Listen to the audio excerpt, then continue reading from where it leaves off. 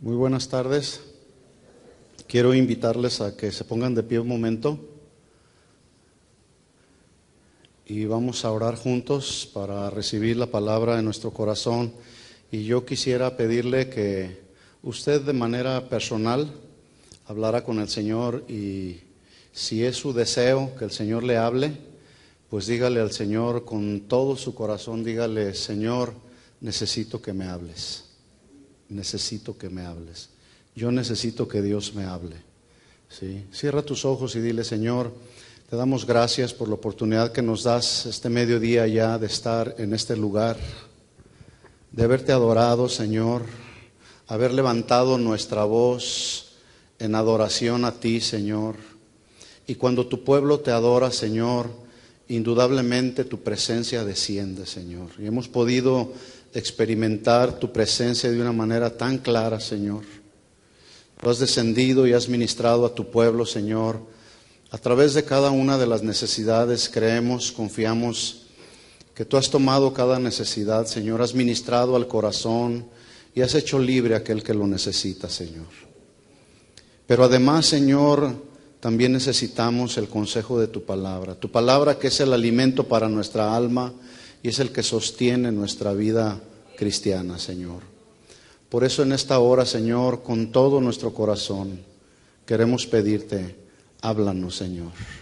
Y que esta tu palabra, Señor, caiga en buena tierra y produzca fruto abundante. Te lo pido todo esto en el nombre de Jesús. Amén. Amén. Tome su lugar, y mientras toma su lugar le invito a que abra su Biblia en Primera de Tesalonicenses capítulo 1. Primera de Tesalonicenses capítulo 1, versículos 8 en adelante.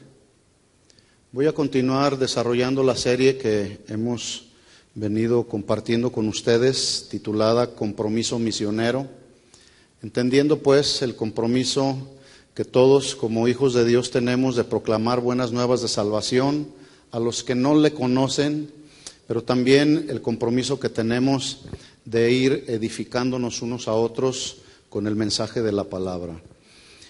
Voy a dar la segunda parte de un mensaje que inicié hace 2 semanas que titulé Una iglesia viva. ¿Cuántos están vivos? Un muerto no hace nada, ¿verdad que no? No sé por qué la gente luego celebra el Día de los Muertos y les hablan a los muertos y les dicen esto y les llevan cosas a los muertos, y no sé por qué. Bueno, sí sé, es que hay ignorancia de la palabra, ¿verdad? Porque un muerto pues no oye, un muerto no ve, etcétera. Pero esta es la segunda parte del mensaje, repito, que inicié hace 2 semanas, una iglesia viva, segunda parte. Y dice Pablo en 1 Tesalonicenses 1, versículo 8. Dice: porque partiendo de vosotros ha sido divulgada la palabra del Señor, no solo en Macedonia, que estaba al norte, y Acaya, que estaba al sur, sino también en todo lugar vuestra fe en Dios se ha extendido, de modo que nosotros, dice Pablo, no tenemos necesidad de hablar nada. Mire cómo esta iglesia que estaba viva estaba sirviendo a un Dios vivo. ¿Cómo lo estaba sirviendo? Proclamando la palabra del Señor, divulgando la palabra del Señor, no solamente de manera local, sino que se extendían hacia otras ciudades, y a todo lugar a donde el Señor los llevaba, ellos iban proclamando la palabra del Señor. Versículo 9. Porque ellos mismos cuentan de nosotros la manera en que nos recibisteis y cómo os convertisteis de los ídolos a Dios. Mire cómo antes de conocer al Señor, nosotros adorábamos otra clase de dioses, ídolos, que el mismo mundo, que el mismo ser humano nos hemos ido creando, diferentes dioses, diferentes ídolos a los cuales nosotros nos manteníamos cautivos ahí. Pero el Señor vino a nuestra vida, transformó nuestro corazón, renovó nuestra mente y nos convertimos también nosotros de los ídolos a Dios, para servir a un Dios vivo y verdadero. ¿Cuántos sirven a ese Dios vivo y verdadero? Ese es un Dios vivo y verdadero, el cual acabamos de alabar y adorar hace unos momentos. Versículo 10, mire lo que dice el versículo 10. Una vez que el Señor nos convierte de los ídolos a Dios, servimos a un Dios vivo y verdadero, estamos con una esperanza, todos los que hemos nacido de nuevo. ¿Cuál es esa esperanza? Esperar de los cielos a su Hijo, el cual resucitó de los muertos, a Jesús, quien nos libra de la ira venidera. ¿Cuántos esperan a Jesús? Ese Jesús que prometió que al tercer día resucitaría y lo cumplió. Algunos, incluso el mismo Satanás, pensó que cuando Jesús estaba ahí crucificado en esa cruz, él había ganado la batalla. Pero qué equivocado estaba. Porque Jesús prometió que iba a resucitar y al tercer día resucitó con poder, con autoridad, y ahora está sentado a la diestra del Padre y está intercediendo por ti y por mí. Qué bendición, ¿no? Qué bendición. Por lo tanto, los hijos de Dios, los que hemos sido trasladados del reino de las tinieblas a su luz admirable, estamos con esa esperanza de que Jesús regrese. ¿Cuántos están esperando que Jesús regrese? ¿Quisieras que el Señor ya regresara? Yo sí. Pero bueno, no va a regresar el Señor Jesús hasta que Él lo tenga previamente determinado en su corazón. Entonces, ¿por qué hablo de Jesús resucitado de los muertos? Porque hay quienes siguen creyendo que no hay resurrección. Pero debemos entender y saber que sin resurrección de Jesús, sin la resurrección de Jesús, no existiría el cristianismo. No hubiera cristianismo. Y por lo tanto, si Jesús no hubiese resucitado, vana sería nuestra fe y todos nosotros seguiríamos muertos en nuestros delitos y pecados. Pero ¿cuántos ya no están muertos? Ahora están vivos. ¿Están vivos? ¿Y están aquí?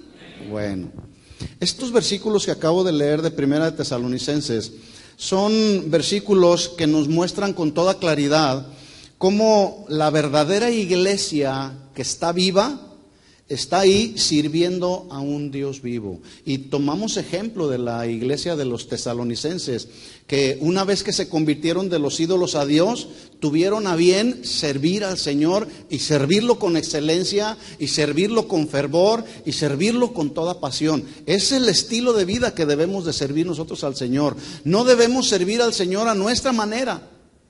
Debemos servir al Señor a la manera de Dios. Y hablando justamente de la resurrección, en la cual no creían una secta del tiempo de Jesús llamada la secta de los saduceos, Jesús les dijo a ellos en Lucas 20:37, les dijo: pero en cuanto a que los muertos han de resucitar, aún Moisés lo enseñó en el pasaje de la zarza cuando llama al Señor Dios de Abraham, Dios de Isaac y Dios de Jacob, versículo 38. Porque Dios no es Dios de muertos, sino de vivos. Pregunta: ¿Dios, al que acabamos de alabar, es tu Dios? Él es Dios de vivos, no de muertos. Dice, pues para Él todos viven. Dios no es Dios de muertos, sino de vivos. Y si usted es parte de la iglesia que está viva, bueno, pues no tendrá ningún inconveniente en servir a un Dios vivo. ¿Estamos de acuerdo? Pregunta, y a ver si algunos me pueden ayudar a responder algo. ¿Qué características debe de tener una iglesia que está viva y que tiene la intención profunda en su corazón de servir a ese Dios vivo? ¿Qué características? Bueno, la iglesia somos todos nosotros. Y ya dijimos que somos una iglesia que está viva, ¿sí? Pero esa iglesia que está viva y que es llamada a servir al Señor, la pregunta es, ¿qué características debe de tener la iglesia que está viva y que está dispuesta y disponible para servir al Señor? A ver, ¿quién me puede decir así? Levante la mano y me dice, yo creo que es esto. Unidad, amor. Si no hay unidad, ahorita lo vamos a ver. ¿Qué más? Amor a las almas perdidas. Características que debe de tener la iglesia. Si la iglesia no tiene amor por las almas que están allá en el mundo, que no conocen al Señor, bueno, pues entonces yo dudo que sea una iglesia que está viva. Porque alguien que está vivo es sensible, ¿sí o no? Somos sensibles a lo que nos rodea. Hace un momento la gente fue sensible al llamado de Dios, porque estamos vivos. Un muerto no hace nada, un muerto está frío ahí, ya no oye, ya no ve, ya no puede tocar, mucho menos tener una sensibilidad. Pero la iglesia de Dios, la iglesia de Jesús que está viva, debe de ser una iglesia sensible a la necesidad ajena. ¿Qué más? ¿Qué otra característica por ahí? Compasión y misericordia por aquellos que se han desviado de la palabra. ¿Habrá gente que estará apostatando de la fe hoy en nuestros días? Por supuesto que sí. Bueno, vamos a hablar precisamente muy bien lo que dijeron de estas características. Yo voy a mencionar algunas otras, no son todas. Hay muchas características que debemos de desarrollar la iglesia de un Dios vivo para servir a ese Dios vivo. Pero antes permítame decirle lo siguiente. Un creyente que está vivo, cuando comete un pecado, le viene una profunda convicción de pecado, y aquí está el punto. Cuando alguien peca y viene esa convicción de pecado, le pide perdón a Dios por el pecado que cometió o por haber ofendido a Dios. Cuando alguien está vivo, entonces está sensible y comete un pecado y entonces va a la presencia de Dios y le dice: Señor, perdóname porque te ofendí, no por el pecado que cometí. David cometió no solamente un pecado, cometió muchos otros pecados. Pero él fue a la presencia del Señor y le dijo: Señor, lávame más y más de mi maldad. ¿Sí? Y estaba muy sensible David por haber ofendido a Dios. En segundo lugar, un creyente que está vivo, escuchen bien esto, busca a Dios de forma ferviente, y como está buscando a Dios cada día de forma ferviente, es una persona, un creyente que justamente está ferviente en el Espíritu. Y aquí la palabra ferviente se traduce encendido con el Espíritu Santo de Dios. ¿Cuántos están encendidos con el Espíritu Santo de Dios? Entonces, cuando alguien está vivo, busca a Dios con pasión, con intensidad. Entra ahí a su presencia, y una persona que entra a la presencia del Señor no puede regresar igual que como entró. ¿Se acuerda de Moisés? Moisés fue a la presencia del Señor y ahí fue transformado completamente Moisés. De tal forma que cuando Moisés viene bajando del monte Sinaí, dice la Biblia que el resplandor de la gloria de Dios se reflejaba en el rostro de Moisés. Moisés no subió y regresó como subió, regresó transformado, ¿sí? Por lo tanto, es muy importante que todos los que somos parte de la iglesia de Dios y que estamos vivos, vayamos a su presencia y ahí en su presencia poder decirle: Señor, enciéndeme con tu Espíritu Santo. Enciéndeme. ¿Por qué? Porque un creyente que está vivo y está ferviente o encendido del Espíritu de Dios, está dispuesto a encender a otros con el mismo fuego del Espíritu de Dios que hay en él, y los provoca a tener una pasión por atraer almas a Cristo que los motiva a testificar. Esa es la labor de la iglesia que está viva. Debemos de ser encendidos por el Espíritu de Dios, motivados por el Espíritu de Dios a salir de estas cuatro paredes y testificarle a la gente que Jesús no quedó clavado en esa cruz, que Él fue quitado de esa cruz, pero resucitó al tercer día. Ahora está sentado a la diestra del Padre, está intercediendo por nosotros, y está Dios esperando que su iglesia se mueva, la iglesia que está viva, y proclame el Evangelio. Bueno, la iglesia primitiva es para nosotros un tremendo ejemplo de una iglesia que estaba viva.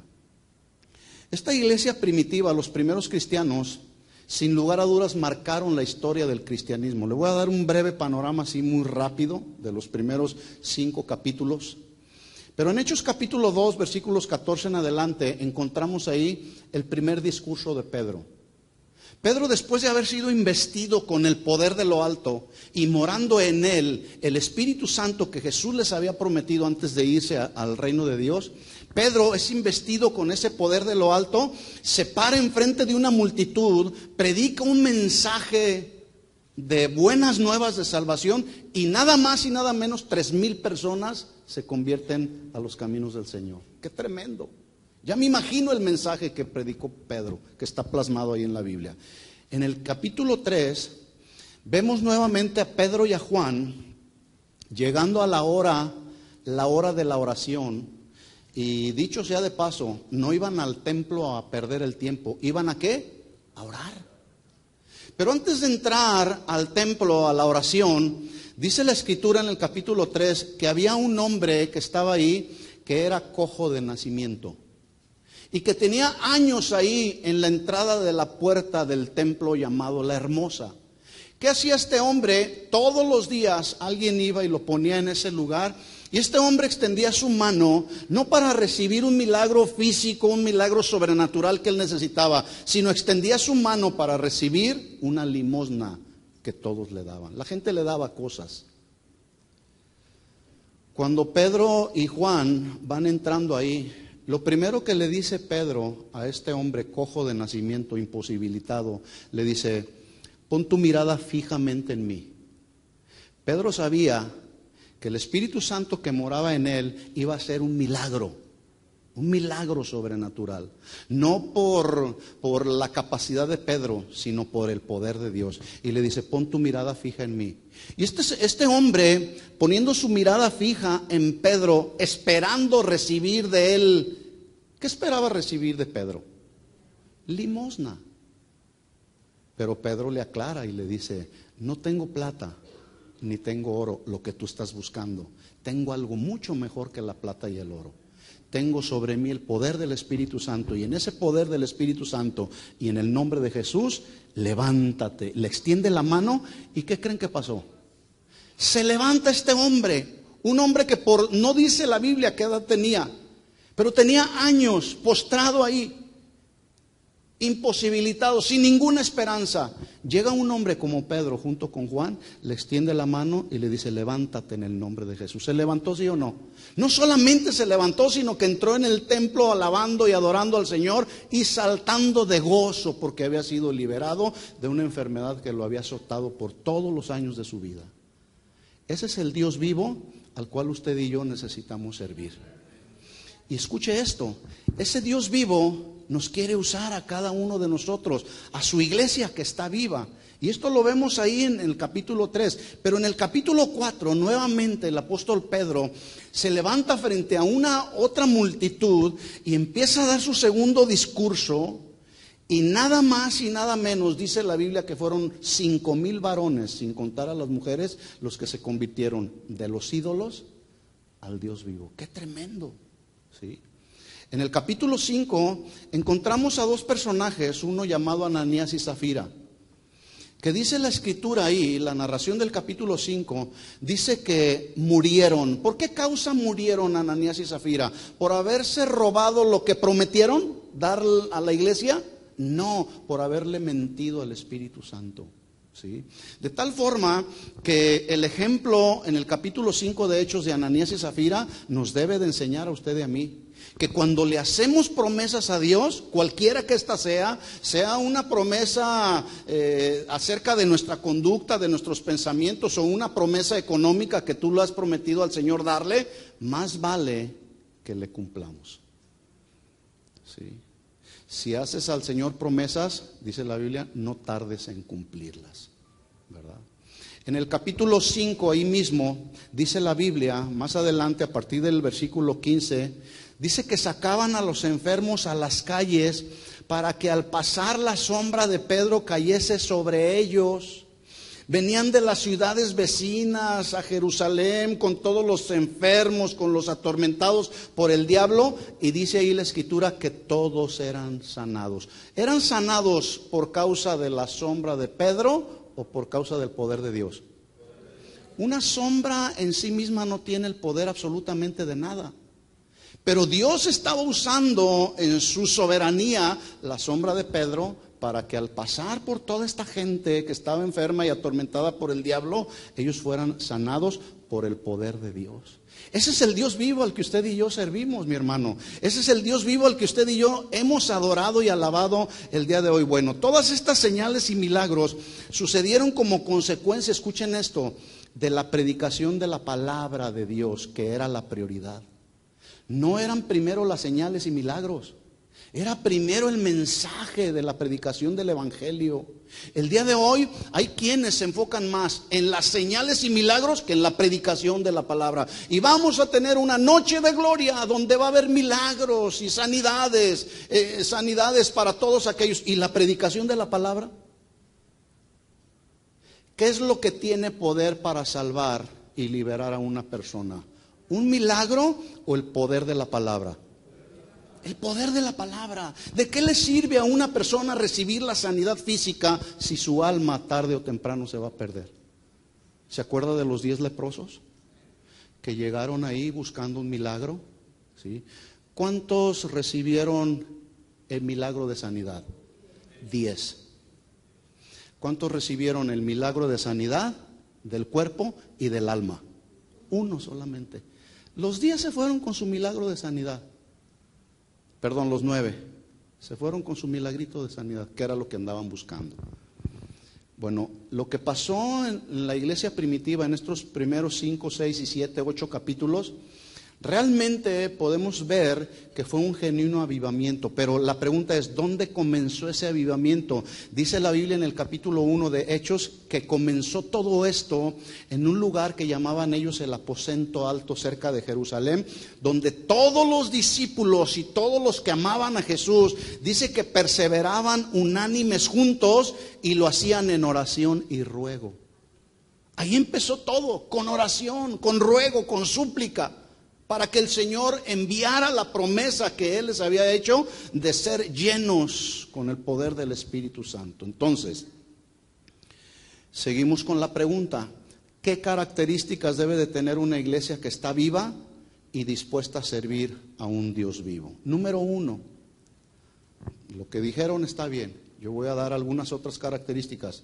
La iglesia que está viva y está dispuesta a servir a un Dios vivo debe de predicar un mensaje de arrepentimiento, no de entretenimiento, no de condenación. ¿O sí? La iglesia que está viva debe de predicar un mensaje de arrepentimiento, no de entretenimiento. Bueno, una vez que Pedro predica el mensaje del reino, confronta al pueblo. ¿Sí? Vamos a Hechos capítulo 2, versículo 36 para ver casi la conclusión del mensaje de Pedro.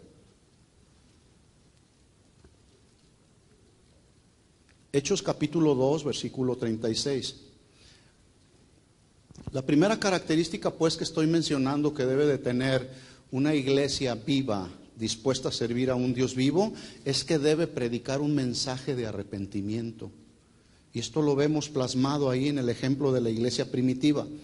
Una vez que Pedro entonces predica este mensaje del reino, donde les dice, les habla de Jesús, cómo Jesús fue a esa cruz por amor a toda la humanidad y estuvo dispuesto a soportar los azotes, estuvo dispuesto a soportar todo lo que soportó. Entonces Pedro confronta al pueblo y en el versículo 36 les dice lo siguiente: sepa pues ciertísimamente toda la casa de Israel que a ese Jesús a quien ustedes crucificaron, escuche, Dios lo ha hecho Señor y Cristo. Le guste a quien le guste y le parezca a quien le parezca. Ese Jesús que muchos antes andaban siguiéndolo, buscando un milagro de Él, buscando algo de Jesús, que una vez que los soldados romanos lo prenden y lo llevan a la cruz, toda esa gente que andaba ahí atrás de Jesús buscando algo de Jesús, después estaban ahí gritando a viva voz: crucifícalo, crucifícalo. Bueno, por eso es que Pedro está confrontando a muchos de ellos que estaban ahí, que dijeron anteriormente: crucifícalo. Por eso Pedro los confronta y les dice: ese Jesús al que ustedes le gritaron crucifícalo, Dios lo hizo Señor y Cristo, el verdadero ungido, el verdadero Señor. Pregunta: ¿es Jesús el Señor de tu vida? Y cuando decimos, sí Señor, tú eres el Señor de mi vida, en ese sentido entonces tú le estás diciendo a Jesús, Señor, tienes toda la autoridad para gobernarme y hacer de mi vida lo que tú quieras, porque tú eres mi Señor. Versículo 37. Acuérdese, Pedro los está confrontando. Al oír esto, ¿al oír qué? Que Pedro los estaba confrontando diciéndoles, ese Cristo al que ustedes crucificaron, Dios lo hizo Señor y Cristo. ¿Sí? Yo quiero que pongan en perspectiva aquí en su corazón, ¿sí?, lo que Pedro les estaba diciendo. Al oír eso, dice que se compungieron de corazón. Esta palabra compungir, el griego la traduce perforar hasta atravesar. Algo que perfora hasta atravesar, pero también significa compungir algo que te agita violentamente. En otras palabras, ¿qué era lo que estaba haciendo el mensaje de Pedro? Estaba perforando el corazón incrédulo de los que habían dicho anteriormente a Jesús, crucifícalo. Ese mensaje de Pedro les estaba perforando el corazón, pero también los estaba sacudiendo violentamente. ¿Sí? Hermanos, necesitamos que el mensaje del Evangelio, el mensaje de la palabra de Dios nos sacuda nuestra vida de ese confort en el que hoy la iglesia está viviendo. Los que nos llamamos cristianos, que somos una iglesia que está viva, es una iglesia que está también muy confortable viviendo un cristianismo muy pobre. Necesitamos que la palabra agite nuestra vida para poder decir, Señor, ¿qué quieres que yo haga? Dime tú lo que yo debo de hacer, porque a veces le decimos al Señor, Señor, yo quiero hacer esto. ¿Qué tenemos que decirle al Señor? Dime qué es lo que quieres que yo haga, o decirle al Señor, Señor, yo quiero hacer esto. Si tú le dices al Señor, Señor, yo quiero hacer esto y esto y esto, yo dudo que Jesús sea el Señor de tu vida. Porque cuando alguien le dice a Jesús, Señor, aquí está mi vida, tú puedes hacer con ella lo que tú quieras, entonces estás reconociendo efectivamente que Jesús es el Señor de tu vida. Al oír esto se compungieron de corazón y dijeron a Pedro y a los otros apóstoles, varones hermanos, y mire la pregunta que hace, ¿qué haremos? Mire que ellos habían sido confrontados, profundamente confrontados, porque el mensaje de Pedro había perforado el corazón y había sacudido sus sentimientos y emociones y había sacudido su mente, de tal forma que les vino convicción al corazón, convicción de que habían crucificado a un hombre inocente. Entonces preguntan a Pedro, ok, viene la convicción a nosotros, ¿ahora qué hacemos? Yo no veo que Pedro les dice, ok, ya tuvieron la convicción de que son pecadores, que crucificaron a un hombre inocente, pero aún a pesar de que ustedes ordenaron que lo crucificaran a este hombre inocente, Dios lo hizo Señor y Cristo. Pero yo no veo a Pedro que les dice, ok, ya tienen la convicción de pecado, ahora lo que tienen que hacer es venir a pactar una semilla económica para que sus pecados sean limpios. Hoy está pasando eso, hermanos. Quieren pretender decirle a la gente que con dinero se puede comprar la salvación. ¿Será así? No, por supuesto que no. La salvación es algo que en la soberanía de Dios nos fue dada a usted y a mí de forma gratuita, por gracia y por fe. ¿Cuántos tienen ese beneficio de la salvación? ¿Y pagaste algo por ello? Nada. Lo menos que podemos hacer, lo menos que podemos decirle al Señor ante tal maravilla que Él logró para nosotros, el beneficio de la salvación, lo menos que podemos decirle al Señor es decirle, Señor, ¿en qué quieres que te sirva? ¿En qué quieres que te sirva, Señor? ¿Sí o no? Bueno, la iglesia que está viva actúa de esa manera. Los que no están vivos, esos, Señor, que lo hagan otros. Yo estoy aquí muy a gusto, viviendo un cristianismo bien confortable, viviendo un cristianismo sin compromiso. que lo hagan otros, que otros evangelicen, que otros traigan la tarea o hagan la tarea del discipulado, que lo hagan otros. Y si no hay quien lo haga, pues la gente que no te conoce que se vaya al infierno. Al cabo yo ya estoy en tus caminos, Señor. Versículo 38, mire la respuesta de Pedro. Pedro les dice: arrepiéntanse, bautícese cada uno de vosotros en el nombre de Jesucristo para perdón de los pecados. Y escuche, y entonces, una vez que te arrepentiste, una vez que perdiste perdón de tus pecados, te bautizaste, entonces dice Pedro, recibirás el don del Espíritu Santo. Acuérdese, una iglesia que está viva predica un mensaje de arrepentimiento, no de entretenimiento, y un mensaje que confronte, no un mensaje que solamente relaje, no un mensaje que quede solamente en el nivel de la mente, no un mensaje emocional, un mensaje que confronta. Pedro los estaba confrontando. ¿Qué haremos? Arrepiéntanse de sus pecados. Pregunta: la gente del tiempo de Pedro al que les estaba predicando, ¿necesitaban arrepentirse de sus pecados, sí o no? La gente que nos rodea, que no conoce al Señor, ¿necesita arrepentirse de sus pecados, sí o no? ¿Qué tenemos que hacer? Predicarles un mensaje donde podamos decirle: arrepiéntete de tus pecados.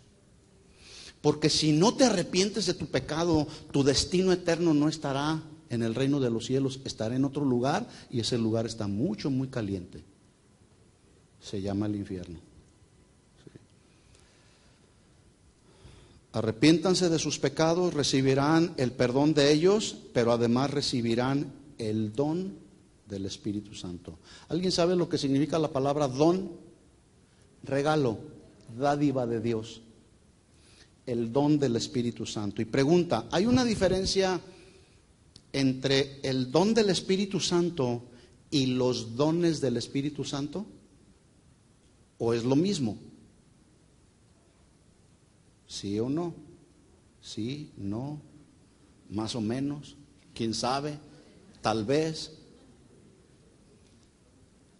El don del Espíritu Santo lo recibieron en aquel tiempo los primeros cristianos en el día de Pentecostés, según Hechos capítulo 2, cuando el Espíritu Santo vino a ellos como una respuesta a la promesa que Jesús les hizo cuando les dijo: yo rogaré al Padre y les daré otro consolador para que esté con ustedes para siempre. Juan 14:16, y el versículo 17 dice: el Espíritu de verdad, el cual el mundo no puede recibir porque no le ve ni le conoce, pero vosotros le conocéis porque mora con vosotros y estará con vosotros, y Él les guiará a toda la verdad. ¿Quién? El don del Espíritu Santo. Bueno, hoy, en pleno siglo XXI, los cristianos recibimos el don del Espíritu Santo una vez que recibimos a Jesús como nuestro Señor y Salvador. Lo hacemos el Señor de nuestra vida. Viene el Espíritu Santo de Dios y nos sella. Venimos a formar parte de la familia de Dios. Ya no estamos en ese día de Pentecostés, pero cuando venimos a los pies del Señor, reconocemos nuestros pecados, le entregamos nuestra vida al Señor, entonces Él viene a morar a nuestro corazón, lo recibimos como nuestro único y suficiente Salvador, y en ese momento en que nos arrepentimos y tenemos la experiencia del nuevo nacimiento, quedamos sellados con el Espíritu Santo de Dios. Por otro lado, los dones del Espíritu, o como se conocen en el capítulo 12 de Primera de Corintios como los dones espirituales, escuchen esto: son habilidades o capacidades sobrenaturales que el Espíritu Santo de Dios da a los creyentes con el fin de habilitarlos para hacer la obra del ministerio en forma eficaz. Y resulta que hacer la obra del ministerio involucra predicar el evangelio de buenas nuevas de salvación, pero también hacer la obra del ministerio implica discipularnos unos a otros. Y para eso necesitamos el respaldo de los dones del Espíritu Santo, necesitamos la palabra de sabiduría, necesitamos la palabra de fe, el don de fe, necesitamos la palabra de conocimiento, la sabiduría para conocer los misterios que están encerrados ahí en la palabra del Señor y que todavía no nos han sido revelados a nuestro corazón, no hemos sido iluminados con ellos, pero para que entonces podamos ser edificados necesitamos uno, el Espíritu Santo de Dios, pero también necesitamos de los dones del Espíritu Santo. Y sí hay una diferencia entre el Espíritu Santo y los dones del Espíritu Santo. Por lo tanto, entonces establecemos un principio. El principio es el siguiente: sin Espíritu Santo no hay dones espirituales.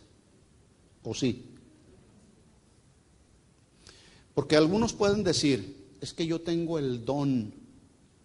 No. No es, si alguien no ha nacido de nuevo, no puede decir, tengo un don espiritual. Puede tener un talento o una habilidad natural. Eso sí, y algunos nacen con ellas, ¿verdad? Pero escuche esto. Cuando alguien tiene morando el Espíritu Santo de Dios en él, ese Espíritu Santo de Dios morando en él, le da dones, regalos de Dios para hacer la obra del ministerio de forma eficaz. ¿Estamos de acuerdo en eso? La primera palabra pues del mensaje de Jesús fue arrepentimiento y la segunda fue creer en el Evangelio. Por lo tanto, la iglesia de Jesucristo, que estamos vivos y que estamos sirviendo a un Dios vivo, nuestro mensaje cuando le predicamos a alguien debe de involucrar estas dos palabras: arrepiéntete de tus pecados y cree en el Evangelio. ¿Cuál Evangelio? Las buenas nuevas de salvación de que Jesús murió en esa cruz para redimir a toda la humanidad de la condenación eterna. Esas son buenas noticias. Entonces nuestro mensaje debe de incluir ese mensaje de arrepentimiento. Charles Spurgeon, el príncipe de los predicadores, él dijo lo siguiente en algún tiempo de su vida. Él dijo: cuando yo deje de predicar la salvación por fe en Jesús y el mensaje del arrepentimiento, él dijo, cuando yo deje de hacer esto, pónganme en un manicomio porque pueden estar seguros que mi vida estará desvariando. Escuchen esto, hermanos. Hay muchos ministerios, hay muchas congregaciones donde ya nos está predicando un mensaje de arrepentimiento. Ya está la mente de muchos maestros o predicadores o ministros ya está desvariando. No, vamos a motivar a la gente a que sean exitosos en todo lo que emprendan. Eso es un mensaje muy halagador. Eso es un mensaje que a la gente le gusta escuchar porque se oye bien. Pero un mensaje que nos confronta con nuestra condición humana, un mensaje que nos confronta con nuestros pecados personales, a nadie nos gusta. Queremos oír cosas bonitas. Por eso este hombre dijo: el día que yo deje de predicar el mensaje del Evangelio, que es por gracia, la salvación por gracia y por fe, y el mensaje del arrepentimiento, mejor métanme a un manicomio porque mi mente ya está desvariando. ¿Cuántos predican el Evangelio? Y cuando predicas el Evangelio, ¿de qué le hablas a la gente? No le digas que se arrepientan de sus pecados para que no se ofendan, para que no les vaya a venir un trauma. No, mis hermanos. Si usted está aquí y está practicando un pecado que usted sabe que necesita abandonarlo, dejarlo y no volverlo a practicar más, yo le digo, en el nombre de Jesús, arrepiéntase de ese pecado. Y a algunos no les gusta. Jesús dijo entonces en Marcos 1:15, el tiempo se ha cumplido. Este es el mensaje. Jesús está empezando su ministerio y él dijo: el tiempo se ha cumplido, el reino de Dios se ha acercado. Por lo tanto, miren las dos palabras del mensaje de Jesús: arrepiéntanse y crean en el Evangelio. Por lo tanto, si este fue el mensaje de Jesús y este fue el mensaje de los primeros cristianos, escuchen esto, mis hermanos, también debe de ser el mensaje principal cuando nosotros predicamos el Evangelio. No venderles un evangelio barato a la gente. Mira, ven y tus problemas se te van a terminar. No, no, ese es un evangelio muy barato. Más bien hay que decirle a la gente, arrepiéntete de tus pecados, porque si no te arrepientes te vas a ir al infierno. Ay, hermano, qué crudo se oye eso. Eso es lo que dice la Biblia. ¿Por qué debemos predicar un mensaje que contenga el arrepentimiento de los pecados? La respuesta es porque el arrepentimiento es uno de los fundamentos en los que está basada la vida cristiana, porque sin arrepentimiento no hay perdón de pecados. ¿Está claro? O se lo digo de otra manera. Sin arrepentimiento no hay perdón de pecados. Y la gente, cuando no es confrontada con el pecado, dice, pues ¿de qué me arrepiento? ¿De qué debo arrepentirme? Yo soy muy bueno. Como el fariseo aquel que dijo, yo no soy como este publicano. Yo soy bien santo.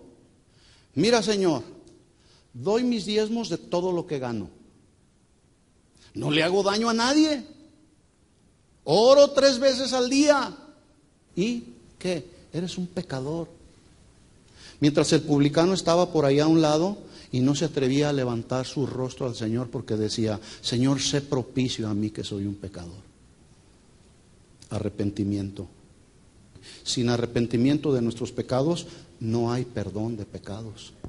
Entonces, el que está practicando algún pecado debe arrepentirse de ese pecado, alejarse de él y entonces seguir caminando con el Señor. Entonces, una de las características de la iglesia que está viva y quiere servir a un Dios vivo es que predica un mensaje de arrepentimiento.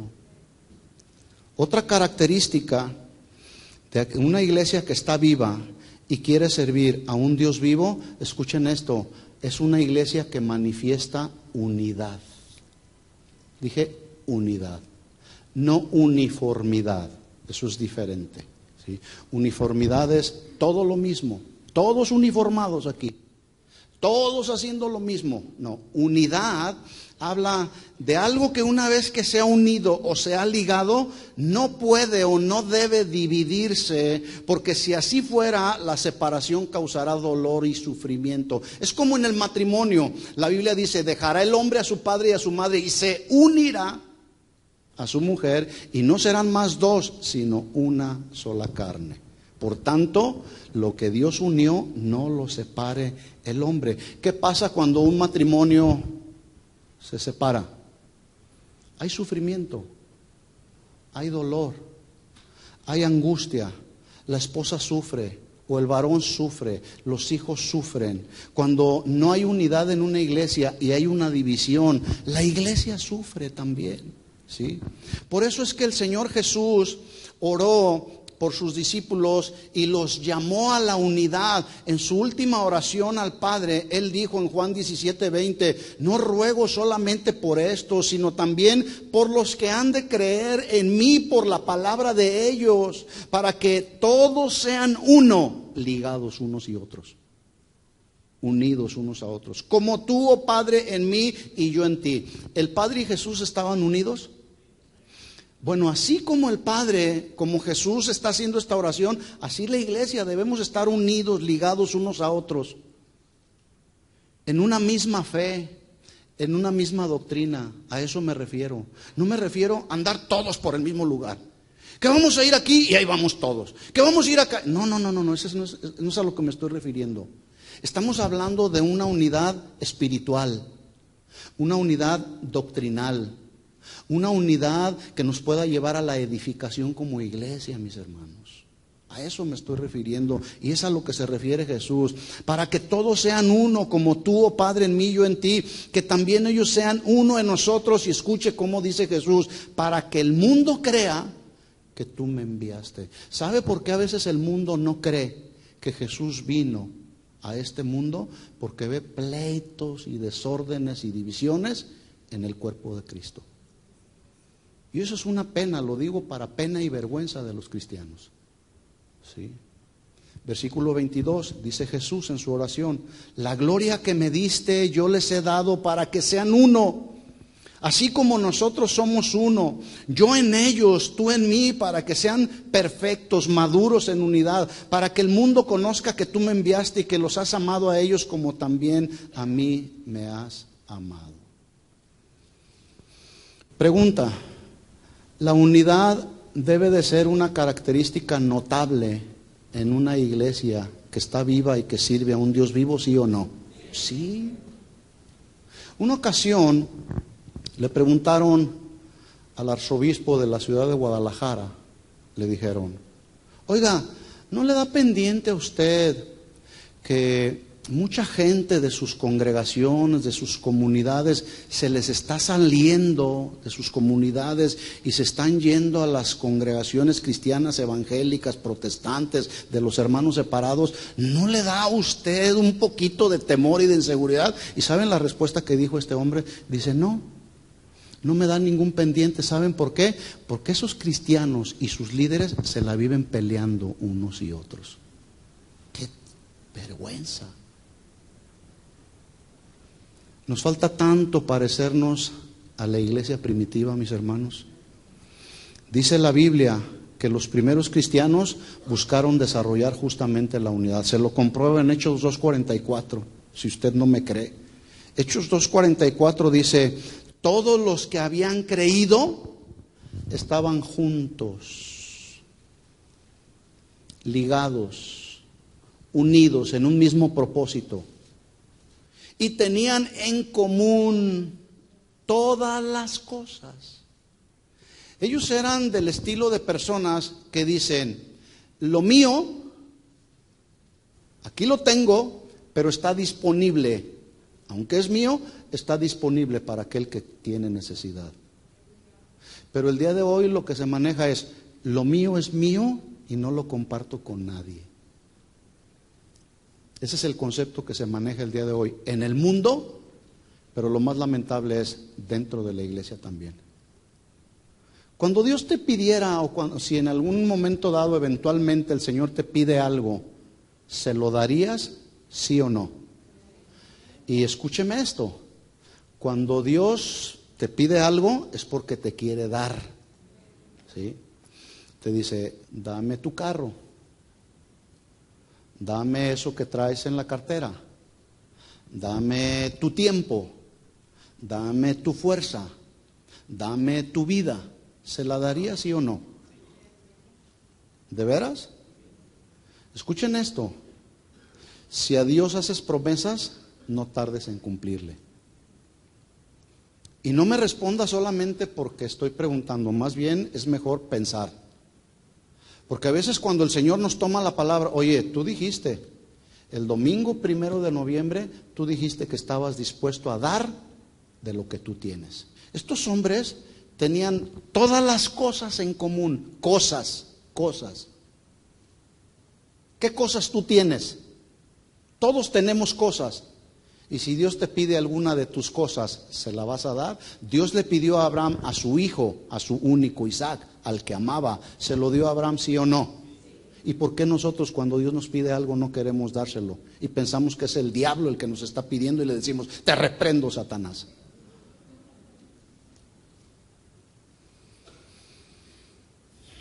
¿Se fija cómo está nuestro nivel de compromiso con Dios? Cada uno nos evaluamos. Estos tenían en común todas las cosas, y dice versículo 45, estoy en Hechos 2:45, vendían sus propiedades y sus bienes y lo repartían a todos según la necesidad de cada uno, y perseverando unánimes, estoy hablando de unidad, perseverando unánimes cada día en el templo y partiendo el pan en las casas, comían juntos con alegría y sencillez de corazón.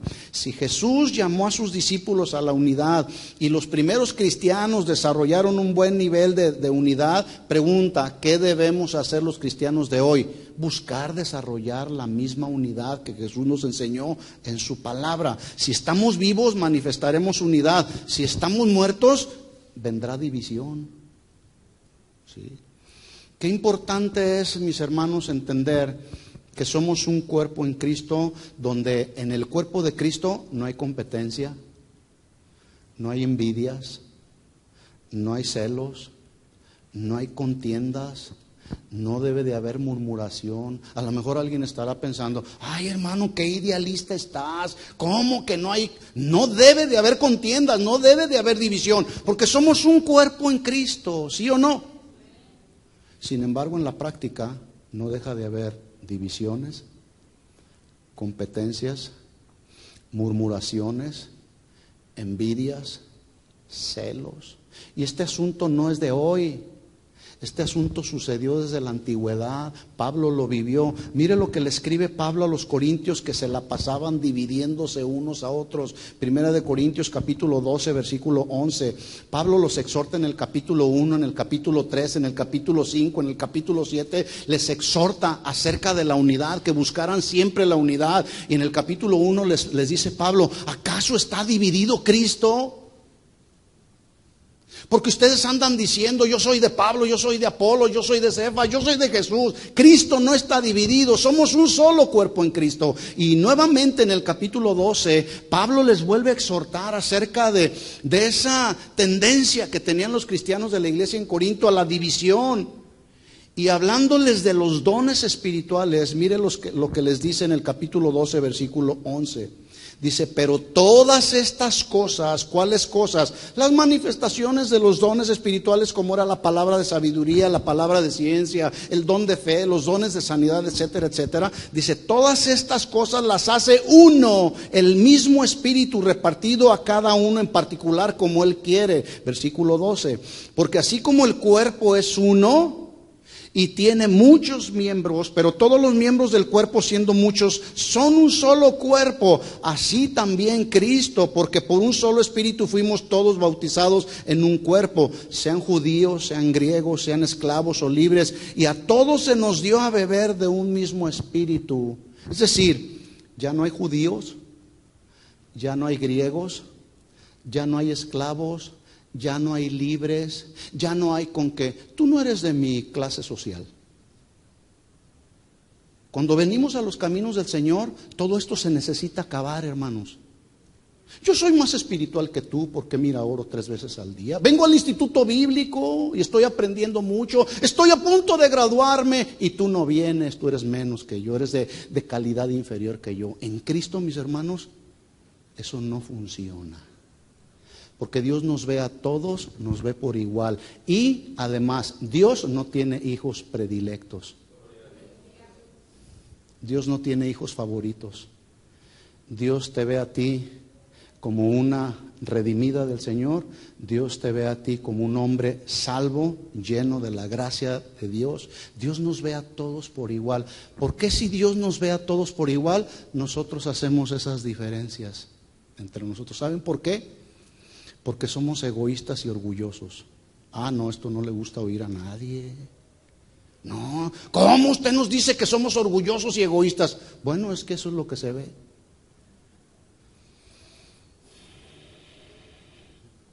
A algunos no les está gustando.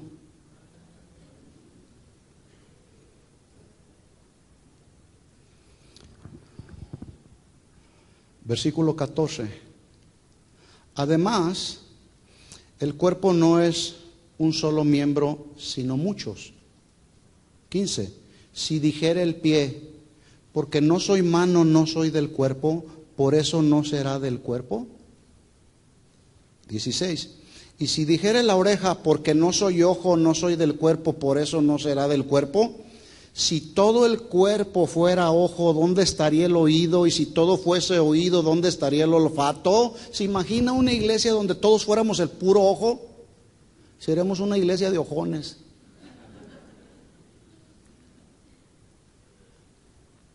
Versículo 18.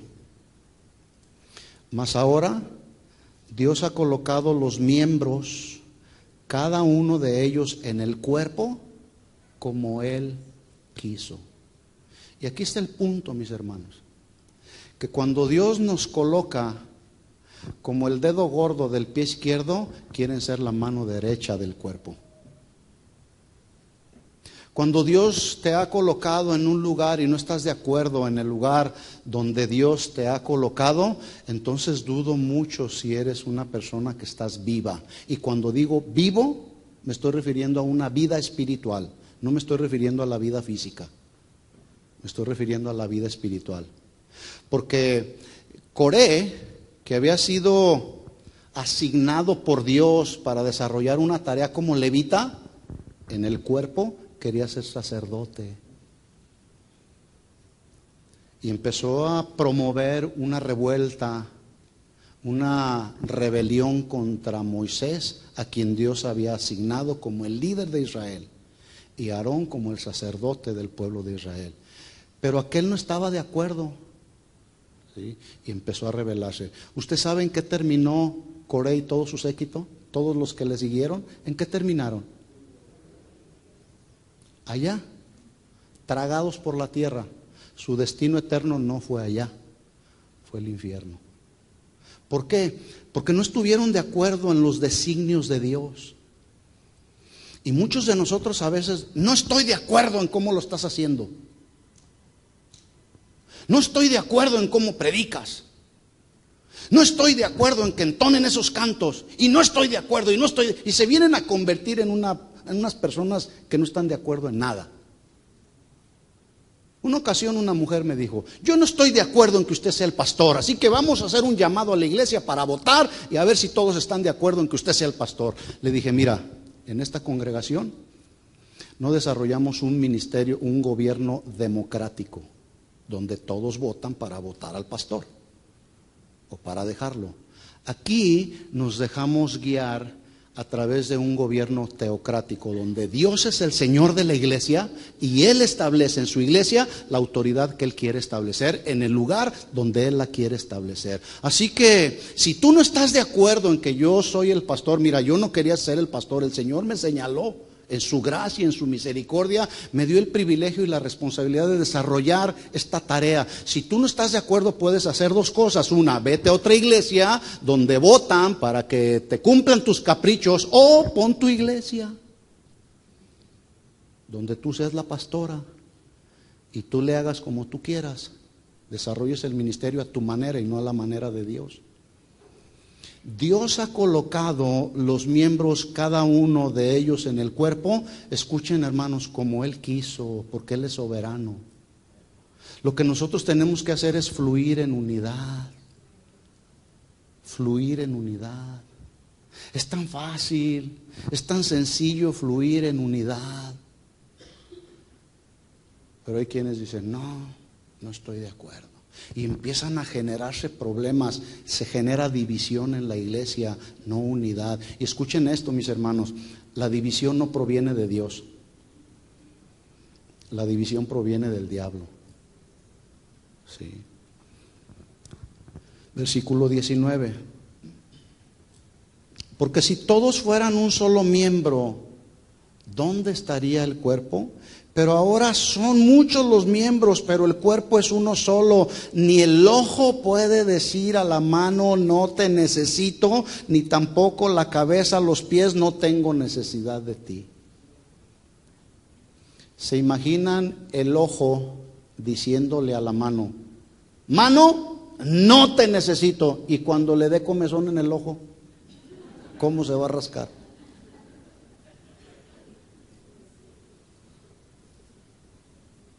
Bueno, más o menos así pasa luego en la iglesia, donde decimos: ¿sabes qué, mi hermano? No te necesito.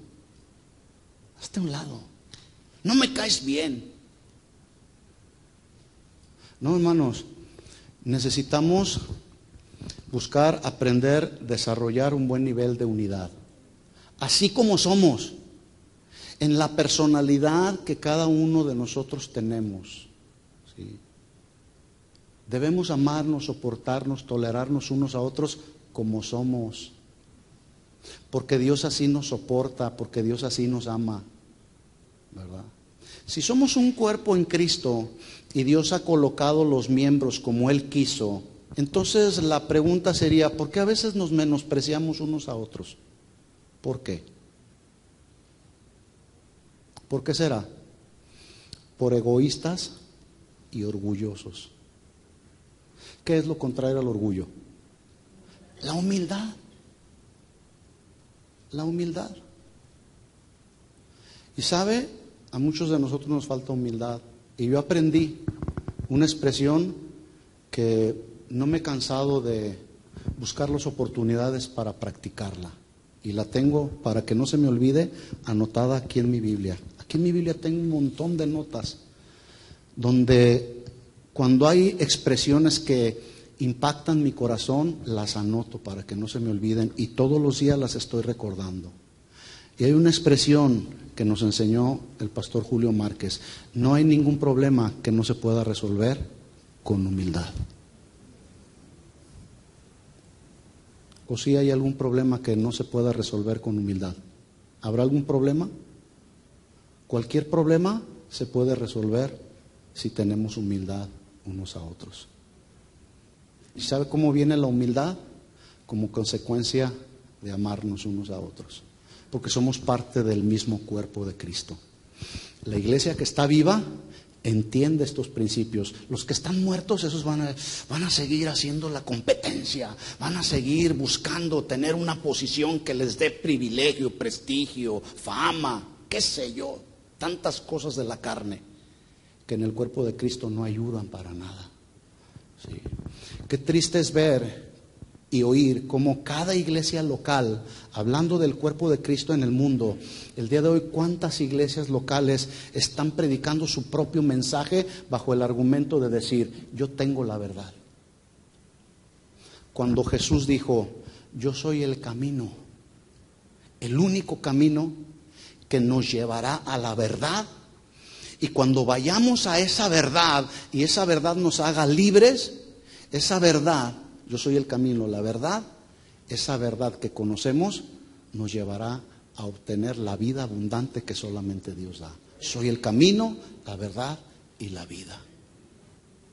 Pero hoy todo el mundo dice: no, ven a mi iglesia, yo tengo la verdad, yo sí estoy predicando el mensaje verdadero.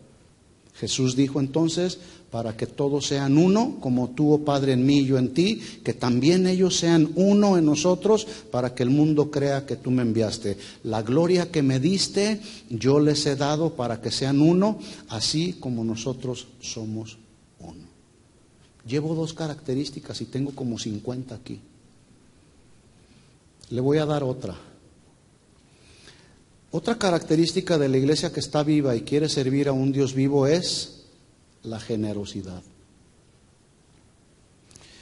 Y la iglesia primitiva nos da ejemplo. Hechos 2:44 dice: todos los que habían creído estaban juntos y tenían en común todas las cosas. Esta frase, en común todas las cosas, significa que aquellos creyentes, en lugar de aferrarse a sus posesiones, a sus propias posesiones, estaban dispuestos a usarlas en cualquier momento para suplir la necesidad de aquel que estaba padeciendo necesidad. Versículo 45 dice: y vendían sus propiedades y sus bienes y lo repartían a todos según la necesidad de cada uno de ellos.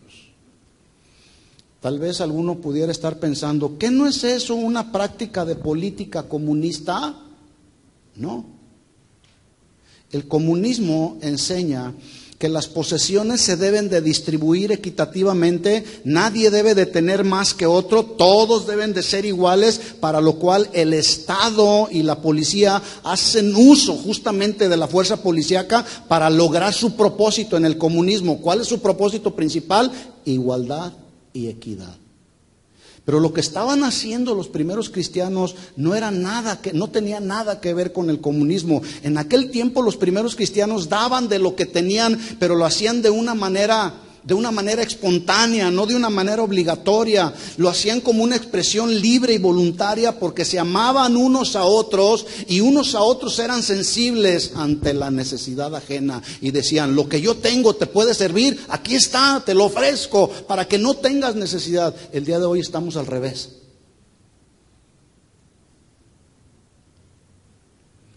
Es triste decirlo, pero es la verdad. Una iglesia que está viva debe de ser una iglesia generosa. Dios bendice a la iglesia y suple las necesidades de la iglesia a través de la misma iglesia. ¿Sí o no? ¿Las necesidades de la iglesia se suplen haciendo conciertos? Hermanos, tenemos que pagar la renta del edificio, tenemos que pagar todas las utilidades que tienen que ver con el sostenimiento del ministerio. Vamos a hacer un concierto para suplir las necesidades del ministerio. ¿Así es? O las necesidades de la iglesia se suplen a través del famoso talento, o lavando autos, o haciendo ventas de garage. Bueno, si algunos lo hacen, cada quien, su religión. Aquí no. Las necesidades de la iglesia y del ministerio, ¿sabe a través de quién se suple? De la misma iglesia. ¿Cómo?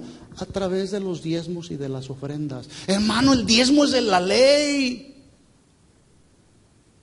Es el Antiguo Testamento, ya no estamos en la ley, ahora estamos bajo la gracia. Yo ya se los he dicho en otras ocasiones y el pastor Chuy nos lo ha enseñado. Si tú reconoces entonces que estamos en la gracia lo da todo. La iglesia que está viva y reconoce que vivimos bajo la gracia, estamos dispuestos a darlo todo, mi hermano, a darlo todo. Una ocasión alguien me dijo, a ver, ¿por qué no das tu carro? ¿Por qué no das esto? Yo lo he hecho, hermano, y no estoy tocando trompeta. Bueno, las necesidades de la iglesia entonces, entendámoslo así, hermanos, se suplen por medio de las ofrendas y diezmos que damos a la iglesia. Y dije damos, porque yo no tengo influencias con el Señor. Versículo 45, entonces, vendían sus propiedades, sus bienes, lo repartían a todos según la necesidad de cada uno. Escuchen, no les estoy pidiendo ni tampoco sugiriendo que venda sus propiedades, sus bienes y las traiga a la iglesia. No me malinterprete. Los primeros cristianos estaban experimentando un avivamiento, estaban experimentando un mover especial del Espíritu Santo que los motivó a dar de lo que tenían para suplir las necesidades de los que no tenían.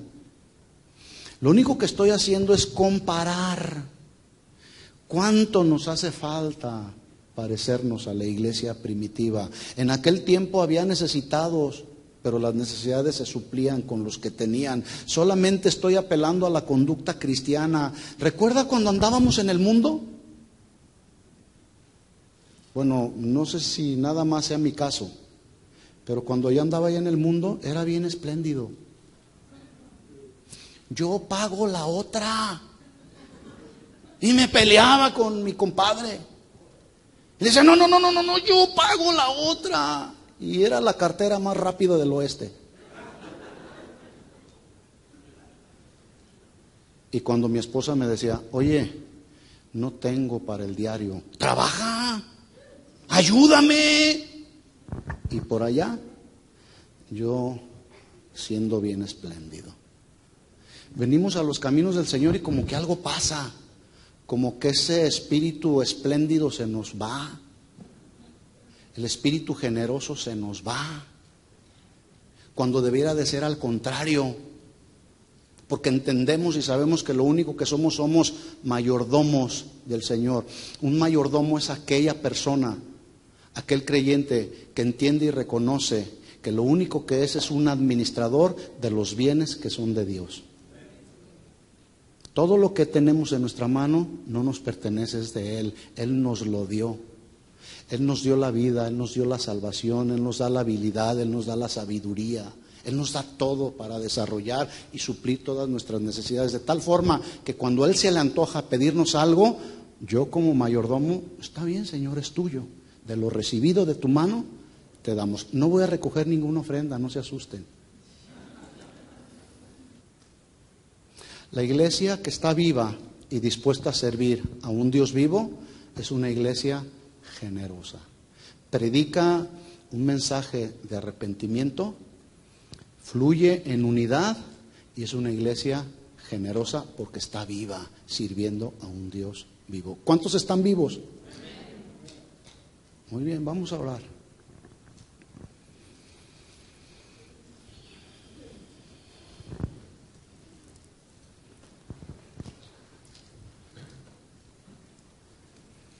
Señor, te damos gracias. Dale gracias al Señor por un momento y dile: Señor, gracias por recordarme las responsabilidades como creyente, como parte de tu iglesia que tenemos. Ser una iglesia que estamos vivos, sirviéndote a ti, un Dios vivo, y predicando un mensaje que pueda confrontar a la gente y llevarlos al arrepentimiento, Señor. Ayúdanos a no desmayar, Señor, en esta labor, en este compromiso. Que nuestro mensaje siempre, Señor, contenga una palabra de arrepentimiento y de creer en el Evangelio, Señor. Señor, también queremos, como la iglesia viva que servimos a un Dios vivo, manifestar unidad unos con otros. Amarnos unos a otros como somos, Señor. Entendiéndonos, comprendiéndonos, perdonándonos unos a otros, Señor. Pero también, Señor, queremos ser una iglesia generosa, Señor. Que estemos dispuestos, Señor, a poder dar para suplir las necesidades de los que no tienen. Ejemplo nos dejó la iglesia de los tesalonicenses. Ejemplo nos dejó los miembros de la iglesia primitiva, Señor. Y nosotros queremos fluir en eso. Por eso, Señor, si hay algo en lo que no te hemos agradado, perdónanos. Límpianos, purifícanos. Y gracias, Señor, por recordarnos nuestras responsabilidades, nuestros deberes como hijos tuyos, Señor. Queremos ser una iglesia viva, dispuestos a servir a un Dios vivo. Por lo tanto, Señor, tu bendición, tu protección divina para cada familia representada en esta congregación, Señor. En el nombre de Jesús. En el nombre de Jesús, Señor, bendice, Señor, guarda, protege la vida de cada varón, de cada esposa, cada uno de nuestros jóvenes, señoritas, Señor, que estemos dispuestos a servirte sin reservas, que estemos dispuestos a servirte apasionadamente, porque tú, Señor, lograste en la cruz para nosotros el beneficio de la salvación, y lo menos que podemos hacer es decirte: Señor, aquí está mi vida, tú puedes hacer con ella lo que tú quieras, Señor. Yo estoy dispuesto a agradarte con mi vida, Señor, a honrarte con todo lo que hagamos, Señor, en el nombre de Jesús. Gracias, Señor, y a ti sea toda la gloria, toda la honra y todo el honor por siempre, Señor. Amén y amén. ¿Puede darle un aplauso a Él?